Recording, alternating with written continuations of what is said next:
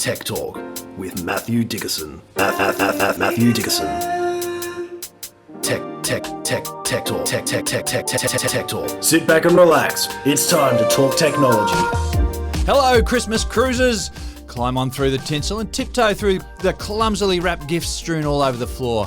Pull up a comfy chair and assume the listening position because it's time for Tech Talk with Matthew Dickerson. Now, to celebrate the season of blowing out the budget, we have an enormous grab bag of suggestions to get the oohs and the ahs sounding around your Christmas tree this year. By my calculations, you either still have a couple of days, maybe even a week or more left to get your Christmas shopping act together. Or for another way of looking at it, if you're a bit slow listening to this podcast, then you've got about a year to get yourself organised for Christmas 2024. So some good news there, folks. And here, warming up his larynx with some Christmas brandy, all limbered up and ready for a big Christmassy tech talk, it's Matthew Dickerson. Season's greetings, Matthew. Well, thank you. And this is me being incredibly selfish, James. I'd like to think I'm not a selfish person, but I created the 5G for Christmas, the Great Geek Gadget Gift Guide for Christmas, just so my kids could have something they could find for me for Christmas. It's actually quite hard buying presents for the geek in your life because you've got to get the right geek present. If you buy the wrong version or just something that's not quite what they want. Yeah. Oh, we've all had the cheaper version of, haven't we? We've all received one of those. Think about it. That's right. And you've gone, thanks, Grandma. That's lovely. And then you've played with it for about 2 minutes and then you've put aside and thanks, Grandma. Yeah, or I've already got one of those.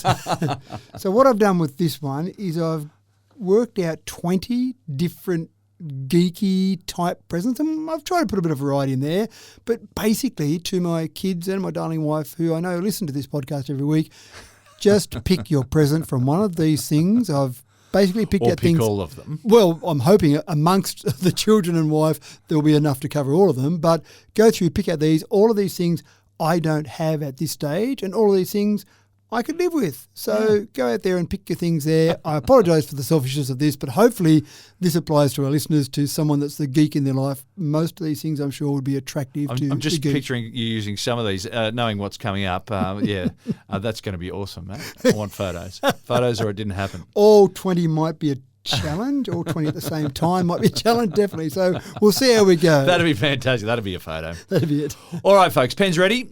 We're coming at you rapid fire today. Now, how many of us have wasted hours of our lives searching for our glasses this year? You know, you were just wearing them, you popped them down to do something quickly, and then, the frustration. Matt, end the perpetual dilemma of misplacing our glasses today, please. Bluetooth trackers are very common, and I have talked about it before, that one year for Christmas for all the kids and my wife, I bought a bunch of Tile, the Bluetooth tracker called Tile, a bunch of tiles, and said, look at this, isn't this fantastic? Yeah, but sticky taping a tile to your glasses is just going to be impractical. Bit clumsy, isn't it? Hanging off the side. I've had people who have lost their glasses and said, if only I could have some sort of tracker on it. Well, we've got it. Yeah, the Dolphin Smart Spec Finder is exactly that. So I don't need to go into all the features of a Bluetooth tracker. People are familiar with those already. It can make a noise, quite a loud noise. Does an 85 dB alarm on it. You can track it on an app so you can see where it is. If you left it at someone else's place over Christmas, you left it at Aunt Mary's place. As long as they've got the same app on their phone, then you'll be able to find that device, the same as those Bluetooth trackers. But the most important thing with this one is it's small enough to stick on the side of your glasses. And I reckon if you stuck it in just the right spot on the arm, it would just look like part of the design of the glasses. The battery life on them is not too bad. About a month you'll get out of the battery, which is not quite as good as normal Bluetooth trackers, but the battery's small because it's small enough to stick on the side of your glasses. Now, rechargeable, yeah? Rechargeable battery. Yeah. Yep. So it takes about 3 hours to recharge and then you just leave it on there. And again, double-sided tape. We know that double-sided tape these days is very strong. So you stick it on with double-sided tape, you pair it to your phone, and away you go. The next time you say, where are my glasses? It doesn't matter. I can just make a loud noise and find that actually they're just right beside me here. I should have looked before I went straight to the Bluetooth tracker. On your head. So the Dolphin Smart Spec Finder is the go for those people in your life that put down their glasses and forget. And be really careful for that 3 hours when you're recharging. That's right.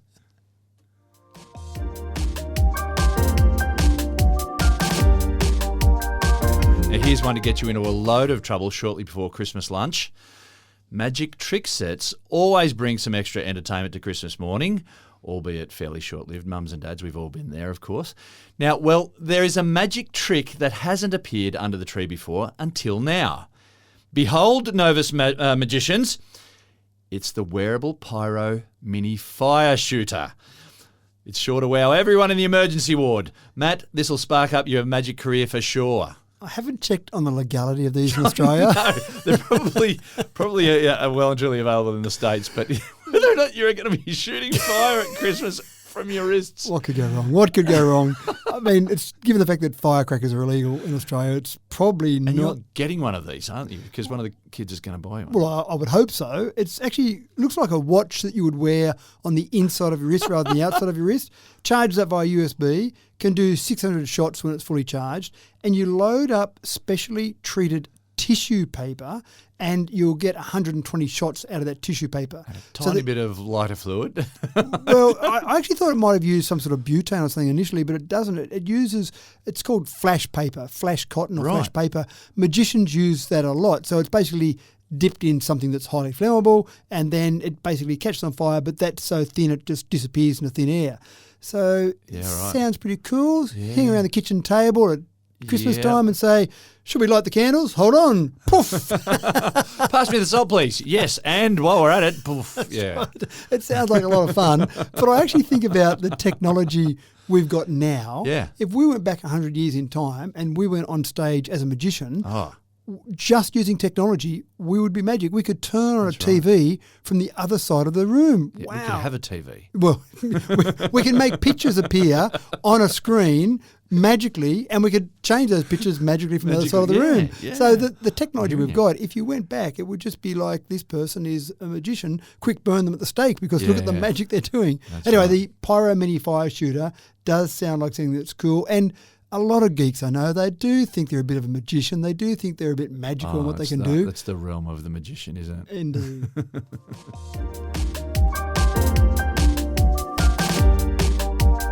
Now, there's always been something new each Christmas for Star Wars fans, ever since the first figurines hit the shelves in 1978. Now, Star Wars has been the gift that just keeps on giving. And now, ironically, bringing light from the dark side is the Death Star lamp. But this thing doesn't just light up because that'd be boring, Matt. Just a Death Star lamp. So yesterday, so 2022, this is a Death Star lamp that explodes. Yes, that's what you wanted in a Death Star. Now, it doesn't splatter your room with bits of Death Star. It doesn't take out the kid's bedroom. It kind of explodes. So it comes out into an open state just a few nanoseconds after the Death Star would have been exploding. So it looks like, in the images that I looked at in the video I saw, it looks like that it just opens up as in that first instance of the Death Star exploding. Huge chunks of Death Star. That's right, sitting out there. What it does actually do is it lets more light out from the Death Star. So you've got the Death Star lamp. You go, I need a bit more light in my room. So you hit the remote control and the Death Star goes into its exploded state. More light comes out. It's a bit too light in here. Put it back into its pre-exploded state. So you can have romantically lit with the full complete Death Star, and then you can have full daylight lit with the exploded Death Star. Doing a bit of work and don't need romanticism right at the moment with the exploded Death Star. It seems to me like we're struggling to come up with more things that have got Star Wars links, but I thought this one was pretty clever. You like it? They're Happy with still it? in the middle of it. Yeah, Okay, yeah. right, Good.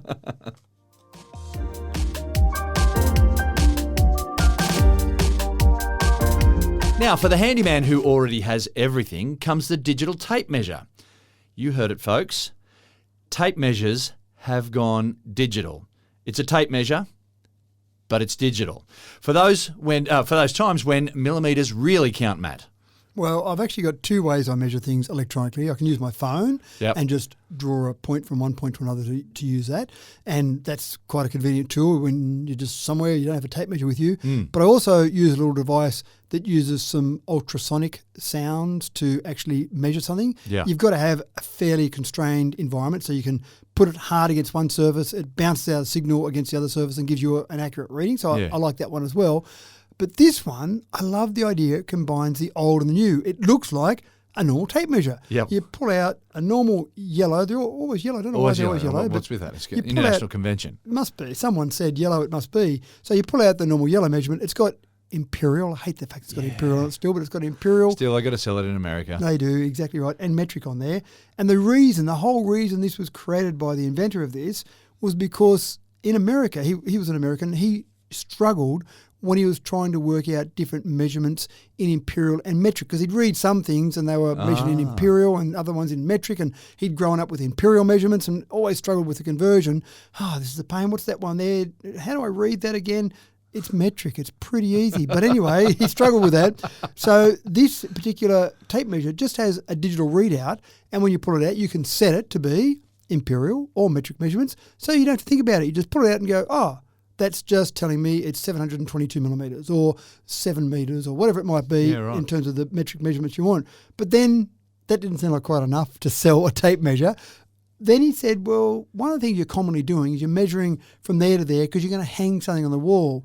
Then you've got to calculate the midpoint. Now, it's a bit harder calculating the midpoint when it's 7 feet and 3 inches to work out the midpoint of that, whereas in metric it's a bit easier. But this also then says, well, the midpoint of that measurement you've done is this. So you can make it a bit easier and not hang the picture on the wall and go, oh, I got that wrong, didn't I? That's out by a foot wrong there. That doesn't look like it's quite in the middle. Do you reckon they had this digital tape measure and they had the LCD screen there and it was reading how long the thing was, and then someone said, that's a really big screen, surely we can put something else on there. What else could we put on there? Well, I think it was midpoint. I think it was probably, what else can we do with it? We need to do something else with it. And then the other thing it does, it gives you the last 3 measurements. So when you've done your measurement and you sit back down, you go, I'm sure it's, what was it again? I think it was... Measure twice, cut once. Exactly. Bingo. That's right. So I like it. I actually thought it was quite a clever way to combine the old with the new. And is this another indicator to America? Can you just give up on the imperial? Come to the rest of the world. Come with us. It's okay.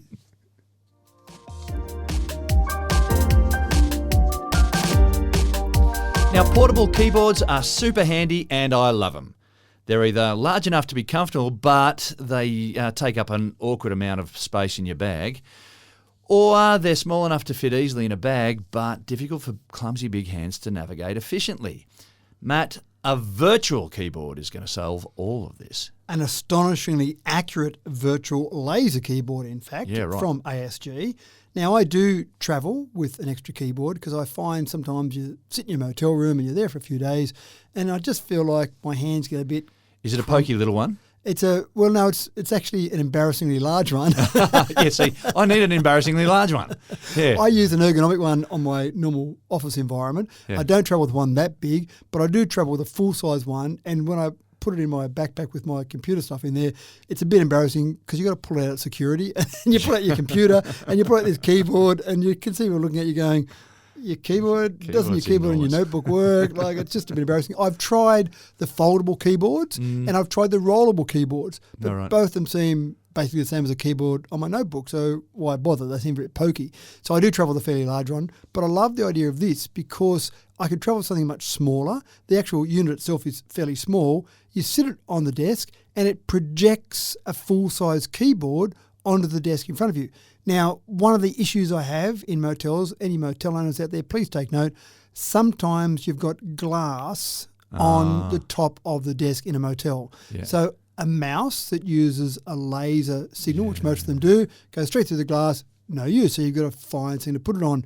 This is the same. It projects a keyboard onto whatever surface, but if it's a glass desk, it doesn't actually work. So you need something opaque for it to be able to see. And then you've got a full-size keyboard and you literally type on the flat surface. So you've got the desk, this projects a keyboard, and then the actual unit itself picks up where your fingers are moving enough to be accurate.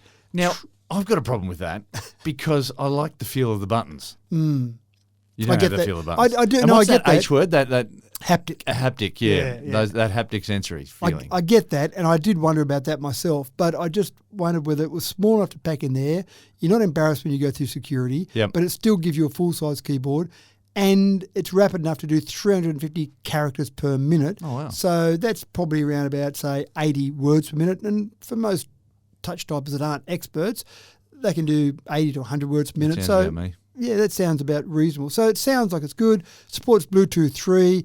120 minutes of battery life before you've got to recharge it. So overall... Don't knock it till you tried it. That's right. And I'll be trying this on Christmas Day because I'm sure this is one of the many presents that my kids will get for me.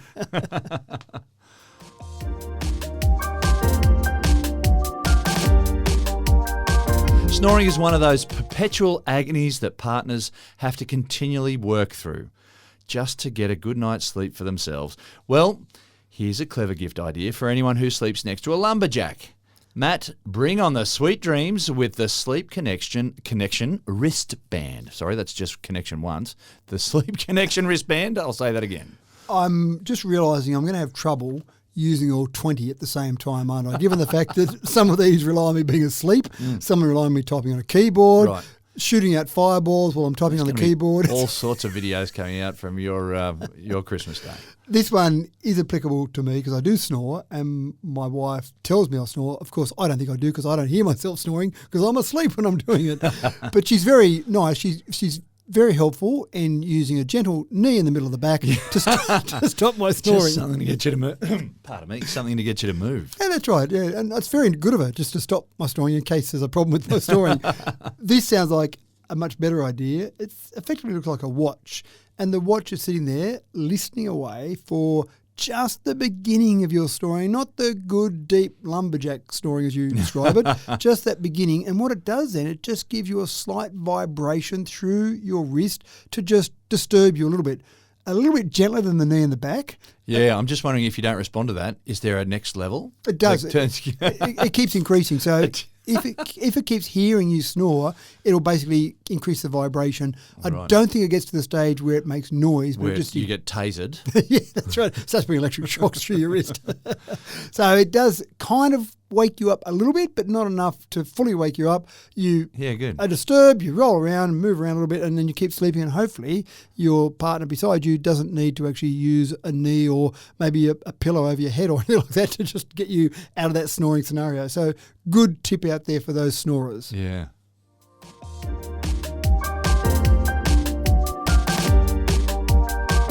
It's an ill-considered gift list. I'll start again. It's an ill-considered list of Christmas gift suggestions that doesn't include a new knick-knack for golfers. Matt's here to tick all the boxes with a golf simulator that'll get you one step closer to the pro circuit, Matt. Apparently it's rude on Christmas Day to say to the family, and I'm just going out for a quick round of golf. Yeah. I'll be back in a couple of hours. 9 holes, That's maybe right. 18. Once you've finished cooking Christmas lunch, I'll be there to eat it, okay? It's all okay. So what you need for the golfer in your life at Christmas time is a golf simulator. So you can say, just go in and play a couple of holes for 10 minutes and then we'll come out and grab you. Now, most golf simulators aren't that accurate in terms of what you see that your ball might be doing and how your shots are being played. But this golf simulator is the bee's knees. This is the one that is going to give you the ultimate direction, spin, everything on your ball. So essentially you've got 2 cameras, you've got a Doppler radar. It'll capture 13 metrics with every swing. Oh, really? So essentially you set your golf ball up, you've set your cameras up, the Doppler radar, etc. You swing. Obviously you're not hitting a real golf ball because that might be a bit unpleasant in the house, but you have specific golf balls that basically are a soft golf ball, but it picks up how fast you're hitting the ball, the spin rate, side spin. I'm really good at side spin. My slice is absolutely wonderful. Pretty good slice? Now, I'm pretty impressed that I can get so much side spin on my ball. I challenge many people to get as much side spin as I do, but you can get the side spins captured, the spin, the normal spin, the preferable spin is captured, and so it actually will work out how far and where the ball would go. But then that's great for a bit of practice, but you want to apply that in the real world. Well, it's got 30,000 virtual golf courses, so you can go and play those virtual golf courses. So I can imagine, for example, after Christmas, when there's a major tournament on TV, you could be there playing that same golf course with the pros, beside the pros, and you'd be working out how far down the fairway you're hitting, what score you're getting. So you can actually be competing, in inverted commas, against the pros that are playing on TV. That's cool. Yeah, there is. So a really in-depth view of what you're doing. And I remember I bought some new golf clubs a few years ago, and before I bought them, I went, and I won't say the brand name, but I went to that particular company's office where they had this whole simulator set up. It was this whole room set up to try and analyse your swing, to try and give you golf clubs that suited you. I'm sure they end up with the same golf clubs being the most expensive ones each time, but that was the idea of that. And it was actually pretty impressive that it was showing you on screen what was happening with your swing. But now, essentially, you can do all that in your own home. So I was pretty impressed with that. Again, the golf in your life, what a great present for them. Yeah.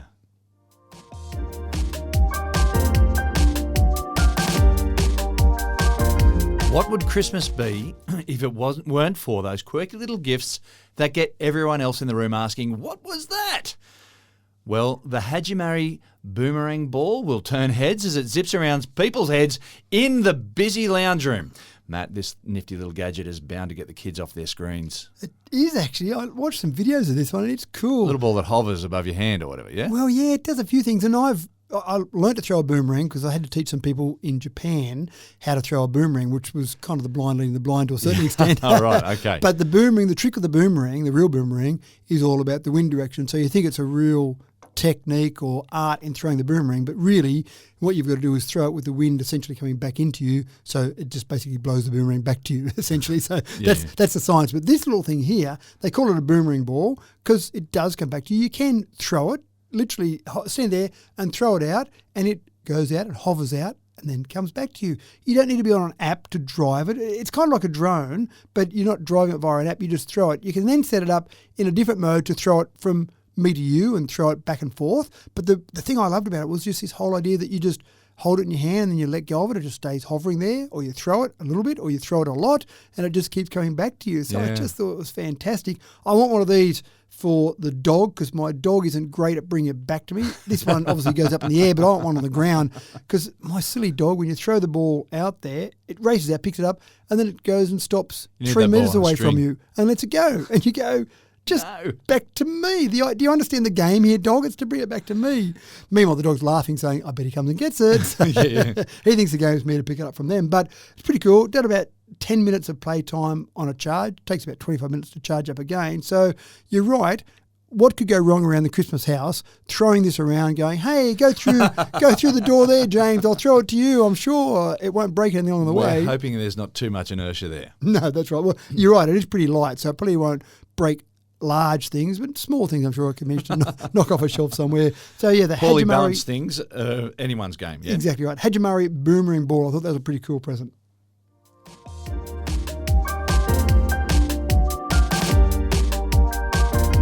For our home security conscious listeners, here is the Always Home Cam. It's a drone that roams the house while you're away, giving multiple viewpoints around the house for a greater peace of mind.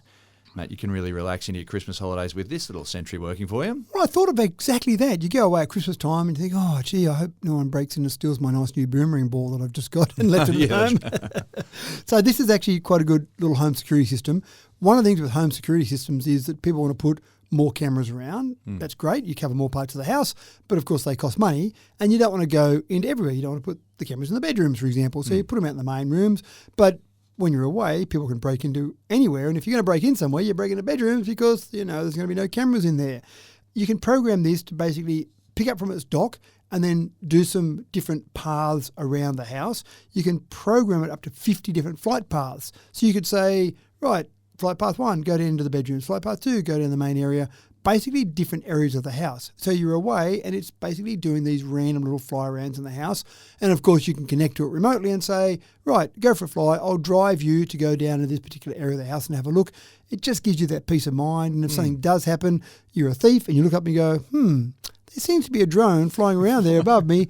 Maybe that's not so good. And of course, that image has already been captured and sent off to the cloud. So it's already got that thief there. So a good little way. It's quite a practical one, actually. It's a bit different to the boomerang ball or the Fireshooter. It's actually quite sensible and practical. I'm Sounds very cool. Not sure if it belongs in our list of gift ideas, does it? They're going to get a Star Wars version of that, I'm sure. That's right. It's fantastic. Good idea.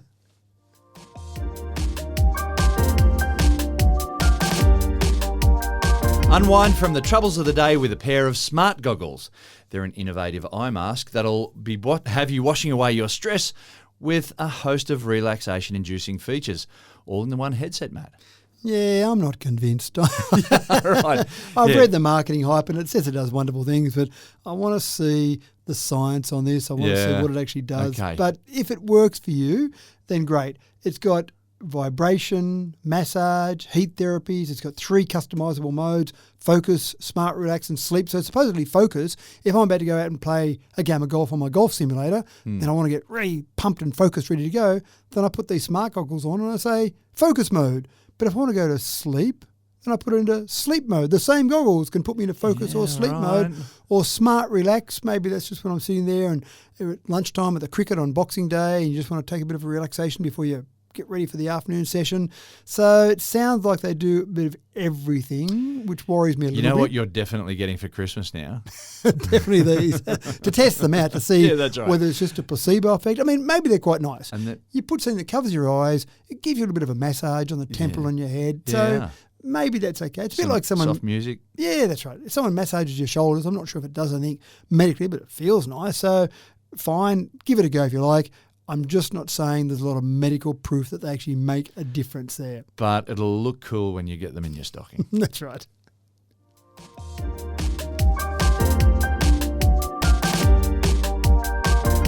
Take another step towards sustainability with Goal Zero's Nomad 10 solar panel. For the outdoorsy types who like to travel light, you can keep all of your devices running seamlessly with this nifty little solar solution, Matt. Well, it's important that you go to the beach and relax and have fun with your family, that your phone's fully charged. Yes, and you can use your laptop and to get everything else connected. Yeah. How else are you going to check back on your Ring? You're always roaming Ring camera back at home unless you've got your phone and your laptop fully charged. So I don't mind this one. It's about half a kilo, 500 grams is the mass of it. It's 240 millimetres by 180 millimetres by 32 millimetres, all folded up, ready to go. So reasonable size in terms of the size of it. Then you get somewhere, you just pop it out on its little stand, face it towards the sun. We've got full sun at the moment in Australia, so it's going to give you a good charge. It'll take about 2 to 3 hours for a full charge of your phone. So that's not too bad in terms of keeping your phone fully charged as such. And again, you're probably not getting out there and going, oh, my phone's dead flat, I'll fully charge it. You might just want to keep it topped up, keep it charged. So you go camping, go to the beach, wherever you go. That's right. You can rely on having this. So you're no longer looking for those PowerPoints when you go somewhere. You just pop this out on the desk and let it charge up. Obviously, it folds out to be a little bit larger than those dimensions that I mentioned. But I like the idea. And again, it seems really, really portable. Yeah. It's not heavy and clunky and stuff. No, so, and again, quite practical. So I like it, but it means you can keep listening to podcasts while you're out and about over the Christmas break. 100%.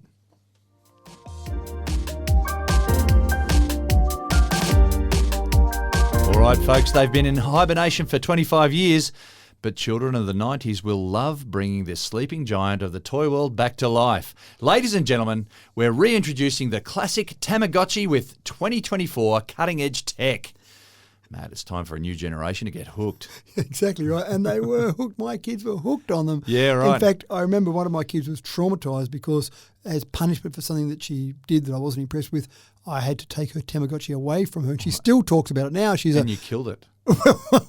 Starved it to death. Because you're not updating all the time. Yeah. Yes, that's the thing. And so that's still, it was obviously traumatising. Well, this was the original conditioning tool, wasn't it? It was like we need to be able to condition people to be able to be like automatons to press a button or do a certain activity every certain couple of hours or so. And didn't it work? The kids didn't know what they're doing. Hold on, I've got to leave the exam I'm doing for my HSC to go and fix my Tamagotchi up. About to starve to death. So this is basically a modernised version, I think. It seems like it's pretty much the same as the Tamagotchi in 1996. It was first released. But let's get a whole new bunch of kids hooked on them. And they do some different ones. They've actually released some different ones over the years where they've basically had Pokemon or Star Wars, of course, or Toy Story on them. But again, the same basic concept. You're looking after your little Tamagotchi, keeping it alive, feeding it, cleaning up its poo, all sorts of things. So if you don't know what a Tamagotchi is, then don't go and get one because you'll get hooked, I guarantee. But I'm It'll sure create issues later on. This might actually be a nostalgic present for someone, for kids that played with them back in the 90s. So maybe so people for all that those are in their 30-year-olds now. That's right. Mid-20s to mid-30s that actually played with these when they were kids, they might go, oh, it's a cool present. So it might be for them. Maybe it's a whole new generation to get them hooked, I don't know. But the Tamagotchis, they were big when they were going. Absolutely.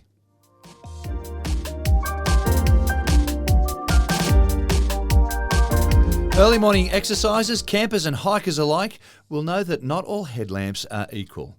But we have one here that's gone to the next level. Matt, is it too much to say that this headlamp is going to lead us to a brighter future? Oh, please, please. The puns are just rolling out there. I was actually thinking of the geek in your life. So not so much the exercises, not so much the campers. I was thinking about the geek who's doing some extra wiring around the house. There are some exercises out there who like to geek out as well. True. But I was actually thinking of them doing some geek work in the ceiling of their home over Christmas. Right. I've just got to run those cables for that new thing I've got, and I need to get up in the ceiling, and of course it's a bit dark up in the ceiling, so you carry a torch around, it's all a bit clumsy. And I've used head torches before, but they're very much a narrow beam and they're a bit unpleasant in the way they sit there. And then, of course, if you want to change the brightness or do something, you've got your hands full and you can't do anything. So this has got a few things I like about it. The first I thing reckon is, if you're painting your Dungeons and Dragons figurines as well, this would be fantastic. Yeah, no, good point. So when you're getting up close work, you need some extra brightness. Well lit, you need a well lit environment. So a few things about this. First of all, it looks like a cool headband. When all is said and done, it's just got a cool look. I actually thought of Olivia Newton-John in the physical film clip with all those people wearing their headbands. So we are geeking out in a big way now. That's yes, right. Good. Okay, so it's a cool headband. It looks cool. So that's the first and most important thing. The second part is it's pretty bright. 350 lumens of brightness from this, and it's not just one single spotlight. It's basically got an LED band across the front section of it. So it's a thin band across there. Because the other thing I find when I'm crawling around the ceiling, sometimes doing some extra wiring, is the normal headlamps are kind of a bit sticky-outy, so they catch on things as you climb around. This is very much against your head, and then you can turn it on or off with a wave of your hand. You don't need to touch the headband. Just with your hands full doing things, you just wave it to change the light, the brightness of it, or turn it on or off. So that was pretty cool. And then 230 degrees range of light. So you've got light all around the front of you. So that's pretty cool as well. 8 hours of continuous illumination, waterproof. It just seems like it's got everything going for it in a light headband. So I thought it was pretty impressive. I know a light headband doesn't sound like new technology, but I just thought for a good practical present with a bit of new technology built in, it was a pretty good one. And you're looking forward to getting one at Christmas? Absolutely. Surely that's par for the course for all of these.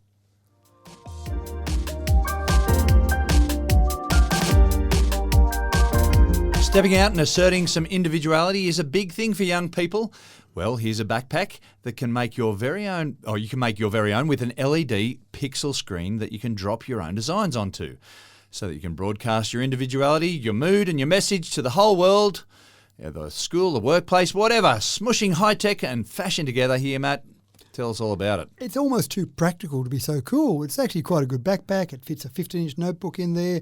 It's got a breathable design, so it's all pretty cool. But then on top of that, you've got an LED screen and a fairly pixelated version of LED screen that you hook up to your phone, and you can put a design. You can choose from an existing design or create your own design and drop it onto the backpack. So you could have something on the backpack that was saying who you were or advertising your business or just having different designs of your favourite Star Wars character. Well, you say it's fairly pixelated. I wonder how long it is before, if this takes off, whether or not they bring this pixel size down and you can do some more sort of higher definition sort of pictures and stuff. Well, that's possible. I actually thought they went deliberately for a pixelated look. Oh, because it's cool. Because it's cool, but probably it uses less battery life as well with that pixelated look in there. But you're right, they could create something that's much better in terms of the definition of there, and maybe as battery life keeps getting better, they might go down that path.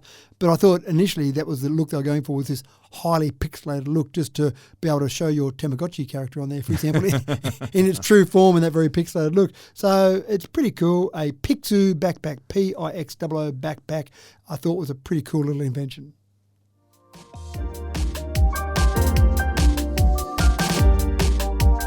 Now, I love physics and the way it teases out the secrets of how the world works. Well, the physics beer dispenser, that's FIZZICS, is removing the mystery from a perfect pour. A gift for the beer lovers of the world. Listen to what Matt has to say about the physics beer dispenser. We just put an asterisk at the beginning of this. We're not encouraging excessive alcoholic consumption at Christmas time, of course. However, But this looks fun. This looks cool. One of the arguments you often have from people is, hey, do you want to sit around my place and watch the cricket while we're drinking a couple of beers? Oh, we should go to the pub, because when you get a beer from the keg as such, when you pour a beer from the actual tap, it always tastes better. Oh, yeah, you're right. but it's more expensive sitting at the pub, and you have this discussion back and forth. There's no perfect answer until now. Now we have the perfect answer. The physics draft pour takes your can of beer, your bottle of beer, whatever version of beer, whatever container it's in, it drops it into this container, and then you've got a normal tap that you can pour, and then you get the ultra foaming. So it sounds so much fun. Well, for nothing else, it's fun to do. Yeah. So watching the video of it, you pour it like a normal beer then. So it gives you a tap, you pour a beer. And if you want to just put a bit of a head on the beer, just like you're at the pub, you've got the, they call it microfoam technology. So basically you push the tap back in the other direction and it'll froth up a bit at the end. If you're like a big head, some people might call it an ice cream, you can have a big head. If you want a small head, which would be more appropriate, I would have thought, when you're getting a normal beer from the pub, you can just have a small head at the end. But you serve that beer in a glass and you say, there you go, just as good as it being at the pub, only the cost of a takeaway beer, and we can sit in the comfort of a lounge room and watch the cricket. Doesn't get much better than that, does it? It's a must-have. It sounds like a must-have. If you drink beer of any description, it sounds like a must-have.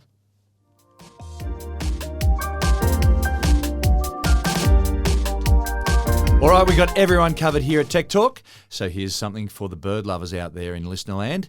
It's the high-tech Bird Buddy feeder. And Matt, is there no experience that AI will not enhance? I think you're right, actually. It's a lovely feeder. You can feed birds, encourage them to hang around your house. Lots of people put some bird feed out, and that's a lovely thing to do. It's quite nice seeing birds jump up on your veranda and chew a bit of the bird seed. Sure. But sometimes when you go out to have a closer look at them, they fly away because they think we're going to do harm to them.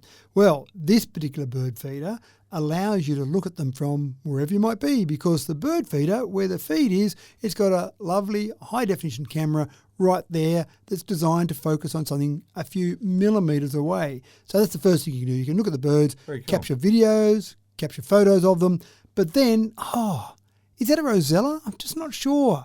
What version of a rosella might it be? Well, of course, throw some AI into the mix. When these birds come and land there, it takes the images, it goes through an AI tool that says... A little caption up on the screen? It tells you exactly what it is. So you know exactly what type of bird it is. You can be an absolute expert. Oh, yes, I had some... I can't think of a good name of a bird, but I had some, rosellas or cockatoos or galahs or whatever. I'm trying to think of some version of those, some yellow-crested cockatoos. I don't know if they exist, but sitting on my bird on my veranda the other day. So the idea here is you can learn more about birds that are coming there. You're still feeding the birds, so that's all great. You can fill it up from the back so you're not disturbing the birds wherever it might be. It just sounds like a great way to stay in touch with birds around your place and actually learn more about them. So great bit of technology and very cool. In touch with nature.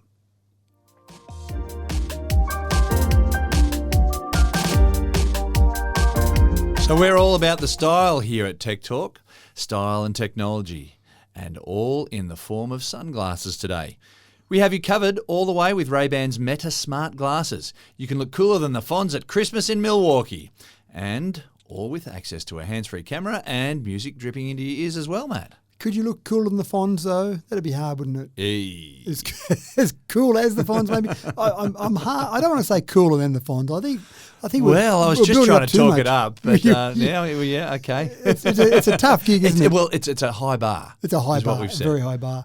So the Ray-Ban Meta Smart Glasses, and we've talked about this concept previously because Snapchat had some glasses like this as well. You've just got to be a little bit conscious of the fact that you could be chatting to someone and you don't know, but you're live streamed to their social media site. So just keep that in the back of your mind. They do look cool, though, and it's a great way to capture images, capture video or images from your glasses. So that's cool because sometimes you're out and you go, I wish I had my phone on me right now. I'd capture that, or I've got to get the phone in my pocket and go through and grab that. Well, no, the cameras are built into the glasses. And as you said, they've also got music built in, so you can be listening to music. They've got little speakers just near your ears. But I love the idea that you've got the glasses in there because you get used to almost having some sort of camera wherever you are. You're at work, you've got CCTV. If something happens, you can grab that video. You're driving your car, you've got dash cam in there, you can capture that video. Mm-hmm. I'm riding my bike, I've got dash cam or bike cam on my bike when I ride that.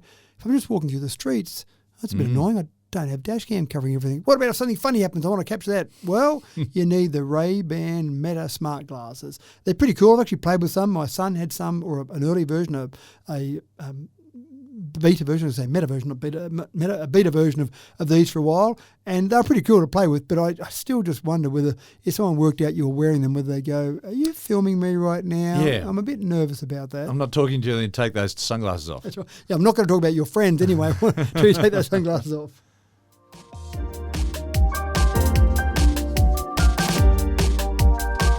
Anyone with a wellness routine might like to get their hands on an infrared sauna blanket. Burn off excess calories and sweat out those toxins with this clever little electric sleeping bag. Now, I'll admit, I had to look at the pictures of this. I'm sure we had this idea back in the 70s when innovation was everything and safety was only an afterthought. But thankfully now we've been able to add some modern tech so you won't become a Christmas turkey, Matt. An infrared device that claims to reduce stress, promote glowing skin, increase blood flow, detoxify, give you healthy skin. It sounds almost too good to be true. Sounds like it's going to get smelly after a while. It does, doesn't it? Okay, kids, if you're thinking about one of the 20 you're not going to get me, I could probably live without this one. If you've got someone in your life that you think might want to detoxify, and detoxify is one of those little myths that doesn't really exist, but if you've got someone that wants to detoxify, if they've got to align their crystals in the right way, if their chakra's not quite lined up today, this might be the present for them.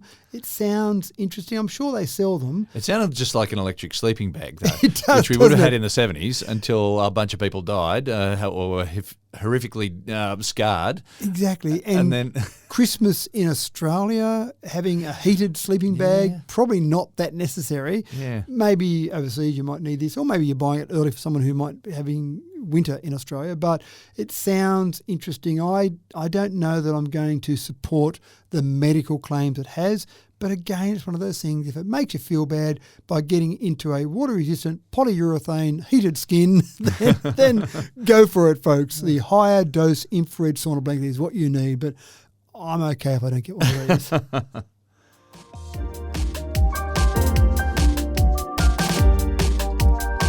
Okay, folks, I'll wager that you probably haven't found yourself in too many deep conversations about umbrella technology lately. Maybe you just don't think about it so much. Well, that's fair enough. We'll prepare to embark on a journey into the fascinating realm of innovative umbrella engineering with the extraordinary Weatherman umbrella. It's no ordinary rain shield. It's a meteorological marvel designed to defy the fiercest of storms. Challenge accepted, Matt. Well, I'm going to talk about the Weatherman. We're going to talk about a few other umbrellas as well. The Weatherman was one that caught my attention because how many times do you see on a windy day, and let's face it, we're getting more weather events of extremes, you see the umbrella blown inside out. I thought, surely, with today's modern technology, we can do better than that. Cyclone season is upon us up in Queensland. Exactly right. So the Weatherman says it can withstand gusts of up to 90 kilometres an hour. That's not too bad, and you're probably not going out in the weather with your umbrella if the wind's above 90 kilometres an hour. I know if you are, just your umbrella's not going to protect you. That's right. You need more than an umbrella out there. Most of the time, I mean, we do see cyclones and hurricanes hit speeds much greater than 90 kilometres an hour, but again, you're probably not standing out in them. So they've actually said, why don't we make this umbrella a bit stronger? Good idea. It's got a fiberglass industrial strength frame.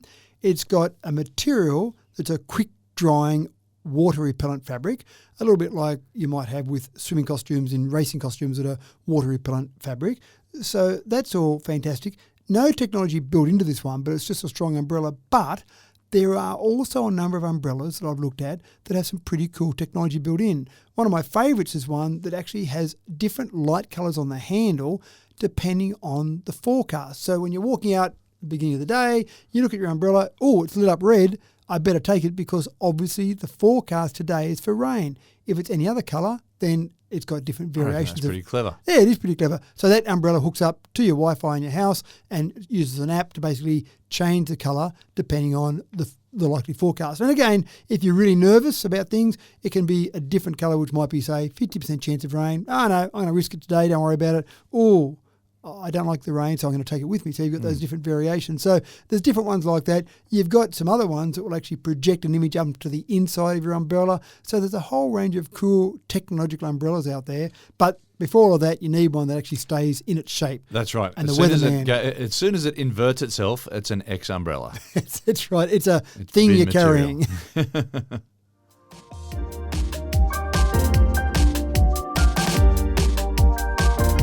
Suitcases on wheels are so last decade. When you're racing to the next meeting or trying to make that flight, you don't want to be towing anything behind you, crashing and bashing into things. You want a suitcase to follow you all by itself, like a well-trained puppy. Well, it's the Geek cargo robot, and it'll give you the freedom of hands-free action while you're on your way to the next big connection, or even doing the shopping, Matt. Well, you could take it doing shopping. There's 2 versions of this. I think I might have mispronounced that too. It might be the Jita. Anyway, yeah, Jita. G-I-T-A. Well, Rita would be Yeah. R-I-T-A, and it's pronounced Rita, so Rita. Jita. But yeah, might be, anyway, sorry, but I digress. The GOTA robot, it's got 2 versions. It's got a 6 kilo version and a 12 kilo version. It basically follows you around. You press follow mode on it and it follows you around. It's reasonably large, and again, it's just designed to carry stuff. So you could carry golf clubs, for example. You could carry drinks on it. You could carry a suitcase on it, depending how big your suitcase was. Carry a computer on there. It's not designed to go and fetch you a beer, which I thought might be of more relevance around Christmas time, but it just follows you around. It's probably not the perfect robot. It's not humanoid. It can't go up and down stairs, for example. But the idea is that it's just a first iteration. I think we'll have robots in our lives before we realise we've got robots in our lives, and this is maybe one of those things that you could use. So I would imagine someone around the office space, maybe around the home, carrying their tools, carrying things with them that they might want to use. They just have this robot following them along. Someone says, hey, what's that Jita following you along there? That's just my little robot that's doing me a favour, saving me having to carry things around. I can imagine people with disabilities might use it as well from a very practical sense. I'm just not sure it's going to be the robot that we all get excited about, but it's the first step along the path. They look very cool, nevertheless. Indeed. If nothing else, when you're walking around and something's following you around, you go, That's hey, right. that's my cool robot. Yeah, that's right. And it follows me. Ha ha ha. And that, folks, is an absolute bumper list of unique Christmas gift ideas. That'll get a lot of you listeners off the hook this Christmas, and it will certainly line Matt's Christmas stocking quite comfortably. Did I mention that my kids should be listening to this? Kids, hello. These are my options, okay? Just pick from those apart from the blanket. And I think we've dropped some hints on things that probably you don't need. That's right. All right. Well, that was nice work, Matt. Thank you very much. My pleasure. It's all we have for you today, people. I've been your host, James Eddy, and I hope that in the high-stakes game of Christmas shopping that we've stirred your imagination just a little bit more over the past 45 minutes or so. It's a pleasure bringing you Tech Talk with Matthew Dickerson each week, and I hope that through all the busyness of the lead up to Christmas that you can take some time out and join us again for another episode next week. In the meantime, take care and have a great week. See you soon.